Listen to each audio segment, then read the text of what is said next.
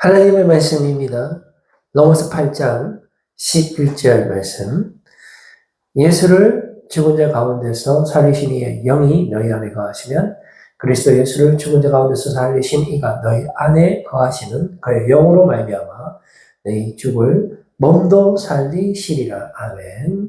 오늘 반열이라는 제목 가지고 전해주시는 은혜의 말씀 나누길 원합니다. 우리가 어떤 반열에 올라갔다. 영혼의 반열에 올라갔다. 부활의 반열에 올라갔다. 오늘 우리가 부활주의를 하나님 앞에 드리고 있는데요. 그 반열이 아니고 반으로 나눈다라는 의미를 가지고 있습니다. 그러니까 어떤 줄에 어떤 그 순서의 어떤 그 시스템에 그것을 50% 반으로 나누는 겁니다. 우리가 학교 다닐 때 오전 반, 오후 반, 그처럼 반으로 나누는데, 왜 반으로 나누느냐?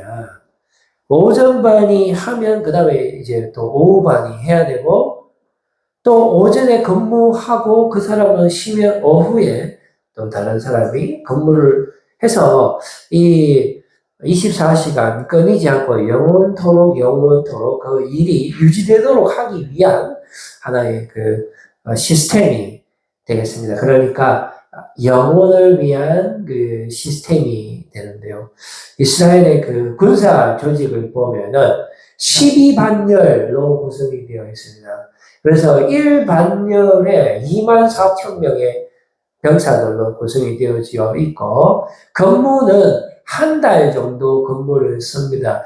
그래서 24,000명은 그 한 달 동안 집에 돌아갈 수 없고요. 일상을 할 수가 없습니다. 그 대신에 나머지 11열의 군사들은 일상의 삶을 누리면서 가족들을 섬기고 또 풍요롭게 그 삶을 살아갈 수 있습니다. 그래서 한 년에 24,000명이니까 12반열이면 이스라엘의 군사들은 총 28만 8,000명이 되는데요. 물론 유사시에 한 30만 대군을 동원할 수가 있지만은 평상시에도 물샐 틈 없는 경비태세를 갖추게 되는데요. 매달마다 24,000명이 근무를 하고 또 그 다음 달에는 또 다른 제2열이 24,000명이 근무를 하고 먼저 근무했던 그 병사들은 또 휴식과 쉼을 취하게 되면서 종합적으로 봤을 때 이스라엘의 국방력은 매우 견고하게 유지가 된다라는 것을 볼 수가 있습니다. 그리고 우리가 24반차라는 것도 볼 수가 있는데요. 제사장과 레위인과 문지기와 찬양대. 여기서 찬양대는 무려 4,000명이고요. 문지기도 4,000명인데 이 네 부류의 사람들은 모두 다 한결같이 성전에서 봉사하는 사람인데 24반차로 돌리는 거예요. 그러면 한번 계산해 봅시다. 한 반차에 7일씩 근무합니다. 일주일씩 근무하니까 24반차 곱하기 7 하게 되면은 168일이 나오죠.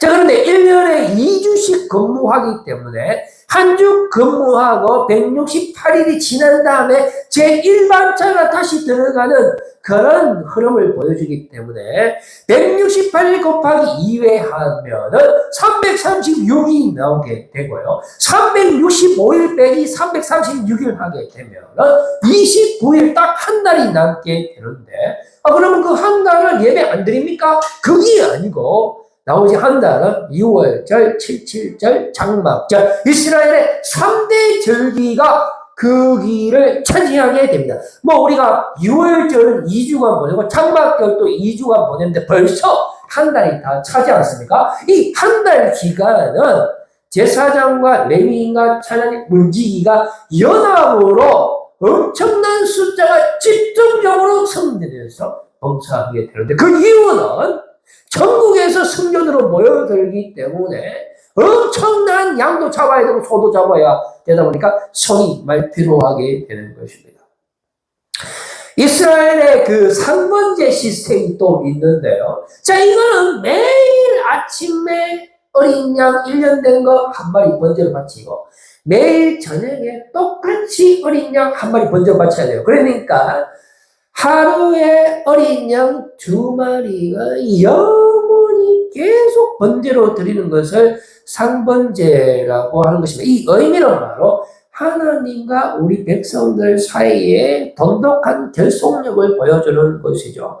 우리가 사실은 죄를 끊임없이 짓기 때문에 하나님 앞에 번제의 제사를 드리면서 우리의 죄를 깨끗게 받지만 사실 우리는 죄 짓는 것밖에 없고 그 번제를 통해서 하나님께서 그 번제가 보혈의 피를 상징하니까 예수 그리스도의 사랑이 끊임없이 우리를 지켜보아여 주신다라는 것입니다. 그리고 이 번제를 계속적으로 드려지기 위해서 제사장과 레위인과 문지기와 찬양대가 24반 차로 돌아가고, 그리고 이 제사가 안정적으로 또 드려지기 위해서 또 하나님이 또 군인들을 동원하는데 1반차에서 12반차까지 24,000명이 한 달 근무하고 그 다음 달 또 24,000명이 해서 28만 8천 명이 또 예배 잘 드릴 수 있도록 이렇게 하는 겁니다.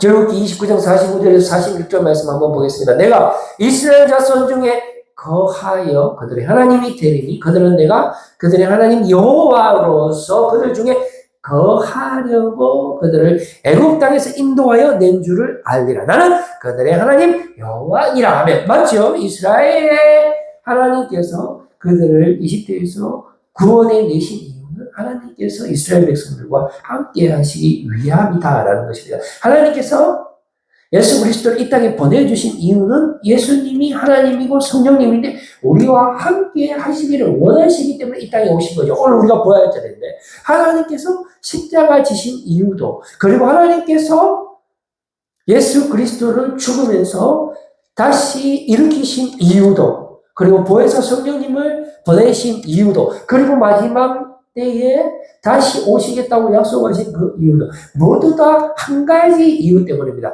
그것은 바로 하나님께서 우리와 함께 하시기를 원하시기 때문에 그렇죠. 그래서 하나님의 별명이 임마누엘이 되는 것입니다. 그 장막에 보면은 등불이라고 했어요. 금으로 만들어낸 이 등잔대인데 여기에 불을 켜야 되는데요. 이 불은 밤새도록 켜야 됩니다.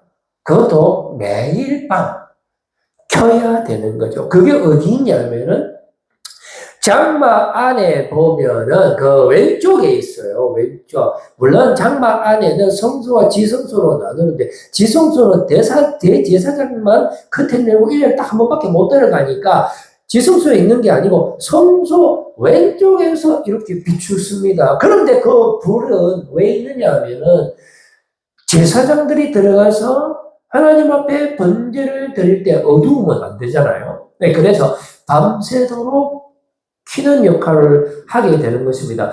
이것이 의미하는 것은 바로 하나님은 주무시지 않는다라는 것이죠. 우리는 피곤해서 잠을 잘 수밖에 없고, 그래서 그 다음 날이 시작되지만 우리 하나님은 쉬지 않고 우리와 함께 하신다라는 것입니다. 혹시 우리가 곁길로 갈까봐, 혹시 이게 또 헌칠할까봐 하나님께서는 주무시지도 않고 우리와 함께 하신다라는 것을 보여주고 있죠. 그리고 그 맞은편에는 떡상이 있습니다. 우리가 제사 지낼 때 보면 제사 상이 있는 것처럼 진설병 상이 그 맞은편, 그러니까 등잔대 맞은편에 있고 그 위에 떡을 12덩이를 올려놓는데 한 덩이에 2-3kg 정도 나갈까 상당히 큽니다. 여기서 12덩이라고 말하는 것은 이스라엘 전체 백성을 의미하는 것이죠. 그런데 이걸 언제 차리냐? 매 주일마다 차려야 돼요. 안 차리면 큰일 납니다. 매 주일마다 그 제물을 차리는데 이것은 바로 전체 이스라엘 백성들이 하나님 앞에 드리는 제물이라는 것입니다. 12개니까요. 한 사람도 빠짐없이 하나님의 백성은 제물을 바쳐야 돼요. 왜냐하면 하나님께서 우리에게 은혜와 긍휼을 베풀어 주신 것에 대한 감사의 표시로 그 제물을 준비를 하는데 문제는 하나님이 먹는 게 아니고 우리가 먹는다는 겁니다. 놀랍게도 매 주일마다 차려놓은 12개의 덩어리는 제사장이 먹어요. 그러면 그거 뭐 장난하는 겁니까? 아니 무슨 하나님이 배고픈 하나님입니까? 하나님 떡 필요 없어요. 그냥 행위라는 겁니다. 하나의 그 시스템이고 제사예요. 그 떡상이 중요한 게 아니고 의미가 중요하다는, 먹는 게 중요하다. 예수님께서 오병이어의 기적을 하면서 수많은 사람들이 몰려들어서 그 떡을 얻어 먹었잖아요. 아이고 맛있다. 그러면 저분이 우리의 왕인가? 우리나라의 독립을 일으키실 분인갑다 하면서 예수님의 인기가 하늘을 치솟았죠. 그럴 때 예수님께서 이렇게 말씀하셨습니다. 제자들에게, 너희들은 이 사람들이 왜 몰려드는지 아느냐? 바로 정치적인 야욕을 달성하기 위해서 내가 먹을 것을 주기 때문에 혹시라도 떡고물 하나 더 떨어질까 싶어서 모이는데, 내가 바로 생명의 떡이다라고 말씀하시면서 사마리아 우물가에서 여인에게 주셨던 마셔도 목마르지 않는 그 물이 바로 예수 그리스도라고 말씀하여 주시는 것입니다. 그런 의미에서 진설병을 먹는다라는 것은 우리가 예수 그리스도를 먹는 거죠. 우리가 성찬식을 영원히 하라 했습니다. 그러면 그게 무슨 성찬식 카스테라 쪼매쪼가리 먹는 거 그게 무슨 맛있어서 먹습니까? 그게 아니고 십자가에 모든 물과 피를 흘리신 예수 그리스도가 내 안에 있다라는 것을 우리로 하여금 깨닫게 하시는 것입니다. 그것은 바로 예수님의 대속의 은혜와 우리를 사랑하시는 그 십자가의 완전하신 보혈의 피의 권세가 날마다 우리와 함께 한다라는 것을 보여주는 것이죠.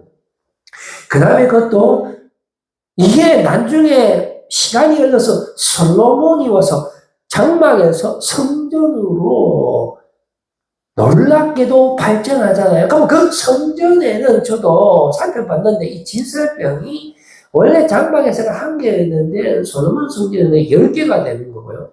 그리고 이 등잔대도 장막에서는 1개로 관찰되어지는데 솔로몬 성전에 와서는 이게 10개가 이렇게 되면서 점점 더 이렇게 발전적인 모습을 보여준다라는 점도 아주 특이로운 장면이 아닐 수 없습니다. 그리고 그 안에 분향단이라고 있습니다. 이거의 위치는 그 성소 안에 지성소 바로 맞은편에, 물론 지성소 안에 있는 것은 아니지만은 거기에 이렇게 사각형의 그 제단이 있습니다. 그 성소 밖에 양과 소를 태우는 번제단이 아니고요. 이거는 향을 태우는 분향단이다라는 것인데, 여기에 피우는 그 향도 매일 아침마다 사르고 또 저녁에 또한 사르게 되는 것입니다. 출애굽기 30장 7절에서 8절 말씀을 보니까 이렇게 기록되어 있네요. 아론이 아침마다 그 위에 향기로운 향을 사르되 등불을 손질할 때에 사르지. 여기서 등불은 금등잔대잖아요. 금등잔대는 매일 밤마다 켜야 되고요. 향은 아침에 들어와서 켜고 계속 읽어보니까 등불을 손질할 때 아침에 켜고 그 다음에 8절에 또 저녁 때 등불을 켤 때에 또 향을 사르지니 이 향은 너희가 대대로 여호와 앞에 끊지 못할지며. 요한계시록에 보면 이 향을 성도의 기도라고 다시 한번 묘사해 주고 있습니다. 이 분향단의 위에 보면 향로가 있어요. 거기에 그 향을 태워야 되는데, 자, 그게 요한계시록에는 금향로로 등장하면서 이것이 성도들의 기도라고 묘사하고 있습니다. 우리가 하나님께로 가까이 나가는 방법은 오직 기도밖에 없는 거예요. 우리가 기도할 때 내 생각대로 막 이야기하는 것이 아니잖아요. 우리가 기도를 한다는 것은 하나님의 음성을 듣는 것이다. 그래서 우리가 예수 그리스도의 이름으로 기도하잖아요. 그래서 우리 예수님이 영원한 중보자 되시는 것인데, 예수님은 성령님을 지금도 우리를 위하여 기도하고 계시는 것입니다. 예수님께서 이 땅의 지상의 사역을 하시는데도 끊임없이 기도하심으로 아픈 자와 눈먼 자와 모든 역사를 하셨듯이 지금도 우리를 위해서 기도하고 계시는데 우리가 사실은 기도하지만 예수 그리스도의 이름으로 영원한 중보자 되신 예수 그리스도의 이름으로 기도할 때 그 분양단의 향이 지성소에 가득 차게 되는 것입니다. 근데 주의사항이 있어요.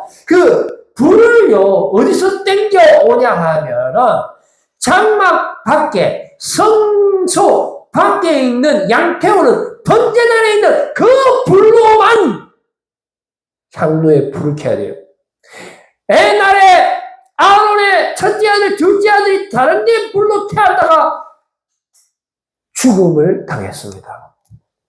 오직 예수 그리스도의 그 성령의 불로만, 십자가 보혈의 피로만, 우리가 기도할 때 오직 예수 그리스도의 이름으로만 우리의 삶의 목적이 오직 예수 그리스도 십자가의 완전하신 사랑의 힘으로만 살아갈 때 우리의 삶이 의미가 있게 되는 것이죠. 우리 기도할 때 잡소리하면 안 돼요. 향로 태울 때 그 향 제조법이 성경에 상세하게 기록되어져 있습니다. 그거 다른 데 쓰면 안 된다라고 하나님은 엄중하게 경고하고 있죠. 그래서 우리가 기도할 때 우리의 모든 생각을 버리고 오직 주님의 음성을 듣는 그런 기도를 할 때 우리가 주님과 소통이 되는 거죠. 그 순간이 바로 성령이 충만한 순간이 되는 것이고 우리가 말씀에 순종하는 삶을 살아가게 되는 것입니다. 다윗이 유언을 할 때였습니다. 그의 아들 솔로몬에게 성전을 지으라 라는 엄청난 유언의 말씀을 주게 되는데 더 중요한 사실은 성전을 짓는 거에 그 안에 숨어 있습니다. 그 내용이 바로 무엇이냐 하면 여호와께서는 문 마음을 감찰하사 모든 사상을 아신다라는 것입니다. 그래서 엄밀한 생각까지 다 아시는 것인데 성전을 짓는 것도 중요하지만 무엇이 중요합니까? 우리의 생각이 중요하다라는 것입니다. 실제로 그 성전은 느부갓네살 왕에 의해서 멸망당하죠. 심지어 예수님 시대도 70년대 로마의 병사들에 의해서 그 성전은 돌 위에 돌 하나도 남지 않게 무너지는 것을 우리가 알 수가 있습니다. 성전도 중요하지만 그러나 그 성전보다 더 중요한 것은 지금 우리가 누구를 생각하고 있느냐라는 것이죠.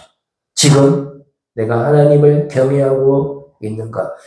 하나님을 신뢰하고 있는가? 지금 내가 오직 예수 그리스도 십자가의 은혜의 사람인가? 아니면 내가 지금도 세상의 쾌락을 생각하고 있는가? 우리 하나님은 중심을 보시는 분이시기 때문에 네가 지금 성전 짓는답시고 성전지가 한 그릇 해물락 하는지 안 하는지 그거 하나님이 모르시겠습니까? 과거가 성전 그릇에 새로 된 그릇에 전재산 동전 2개를 떨쳤는데 땡그랑 하고 떨어졌다. 예수님 뭐라 했습니까?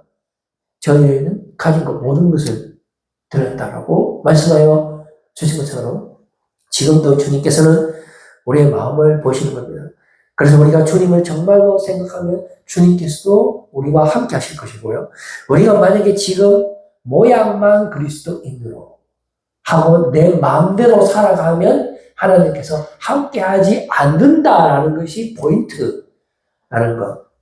그래서 우리가 항상 하나님 앞에서 살아야 됩니다. 요셉이 정말로 아름다운 보디발의 아내가 와서 유혹하잖아요. 그럼 이제 하나님이 있습니까? 없으면 제지도 되잖아요.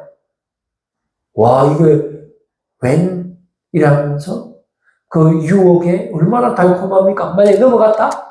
하나님이 요셉 섞였습니까? 안 섞였습니까? 그리고 베드로도 그렇잖아요. 네 한 번만 너 예수 이름으로 전도하면 너 다시 감옥에 가둘 거고 그때는 절대로 풀어주지 않겠다라고 협박했을 때 베드로가 그 협박자들에게 이렇게 이야기합니다. 지금 하나님이 시퍼렇게 살아계시는데 내가 누구 말 들을까 하나님 말 들을까 하면서 또 전도하다가 왜 이랬습니까? 엄청난 하나님의 사명을 감당했지 않습니까? 바울도 마찬가지입니다. 십자가 외에는 내가 아무것도 알지 않기로 결단했다 했습니다. 바울이 박사학위 얼마나 많이 가지고 있을 만큼 오늘날에 따진다면은 정말로 유능한 사람이고 지식이 가득한 사람이지만 그 모든 것을 다 세상의 그 똥처럼 여겼다. 그러나 가장 존귀한 것은 예수 그리스도의 말씀이고 사랑이다라고 고백하는 것을 우리가 접하게 됩니다. 계속해서 다윗은 또 그 성전의 설계도를 그의 아들 솔로몬에게 주면서 뭐 이거 이렇게 지라 저렇게 지라 이렇게 지라 저렇게 지라도 중요하지만 그러나 그것보다 더 중요한 것은 그 내면에 들어있는 뜻인데 그게 바로 24반차라 알아요. 이 설계도만 이야기하면 될 텐데 아들아 이리 와봐. 이 설계도도 중요하지만 그것을 운용할 소프트웨어가 더 중요해. 뭐냐면 24반차로 돌려. 이것도 다 아버지가 가르쳐준 거예요. 제사장도 24반차로 돌려야 돼. 레위인도 제사장 도와줘야 되니까 역시 24반차 해야 된단 말이야. 알았어? 무슨 말인지 알았어? 문지기도 24반차로 해. 그래가 성전 곳간도 관리하고 해야 돼. 그리고 군인들도 12반차로 돌려. 그 말은 뭡니까? 성전만 지으려 놓고 노리지 말고 항상 나스탑으로 주님을 생각해라. 그러면 내가 경험해봤는데 하나님이 나의 왕위를 영원히 해주시는 거예요. 너 영원의 비결이 뭔지 알아 솔로몬아? 모르는데요? 하나님 영원히 생각하면 하나님도 너를 영원히 보호하여 줄 것이다. 라는 것이 다윗의 유언의 핵심이 된다 하는 것입니다. 그래서 히브리서 말씀에 보면은 우리 예수님을 어떻게 표현하냐면은 천사보다 훨씬 뛰어나신 분이라고 해요. 모세보다 더욱 영광을 받으실 분이라고 예수 그리스도를 묘사하고 있습니다. 그러면서 어떤 세상의 안식, 세상의 베이케이션, 휴가를 이야기하는 것이 아니라 영원한 안식에 대한 말씀을 주고 있습니다. 그래서 멜기세덱 반차에 대한 이야기를 합니다. 오늘 부활절이요. 우리가 달걀을 많이 부활절의 그 모양으로 상징을 하잖아요. 왜냐하면 껍데기를 깨부수고 생명이 나온다는 것은 그거는 일종의 그 자연의 시스템을 무시하고 튀어나오는 거거든요. 그러니까 세상에 있는 그런 반차, 그런 시스템, 그런 순번이 아니고 멜기세덱이라는 이 대제사장은 세상에는 존재하지 않는 그런 대제사장이 되는데 그 대제사장의 반차를 이어받은 분이 바로 예수 그리스도 되시기 때문에 예수 그리스도가 바로 영원한 제사장이요 큰 대제사장이요 한 영원한 제사를 드린다라고 묘사하고 있습니다. 그래서 그냥 12절 말씀입니다.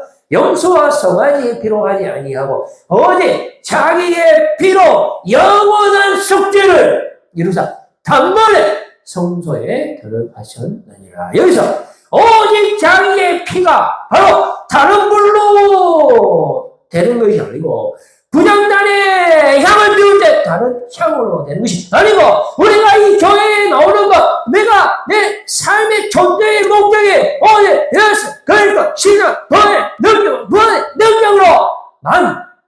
우리가 살아갈 때 우리의 마지막에 영원한 승리를 누리게 되고 그리고 예수 그리스도께서 영원한 큰 대제사장으로 한 영원한 제사 단번에 이루어 주셨기 때문에 그것은 영원한 사랑이 되는 것입니다. 그래서 하나님은 알파와 오메가 되는 것이죠. 이 알파벳의 첫 번째가 알파고 맨 마지막 글자가 오메가니까 우리 하나님은 영원히 계시는 분이고 스스로 계신 분이 되는 것입니다. 그래서 부활로 이 모든 영원한 사랑을 증명해 주시는 바로 주님께서 우리에게 함께 하시고 부활의 능력을 선물로 주시는 줄로 믿습니다. 로마서 8장 11절 말씀 예수를 죽은 자가 가운데서 살리시니 여기 너희 안에 거하시면 깨끗이라는 것이죠. 그리스도 예수를 죽은 자가 가운데서 살리시니까 너희 안에 거하시는 그의 영으로 말미암아 어떻게 해요? 너희 죽을 몸도 살리시리라. 이거보다 깨끗났잖아요. 영원하신 주님의 사랑 안에 영원한 승리를 맛보시며 영원의 주님을 찬양하는 우리 모두가 되기를 간절히 소망합니다. 기도하겠습니다. 하나님 아버지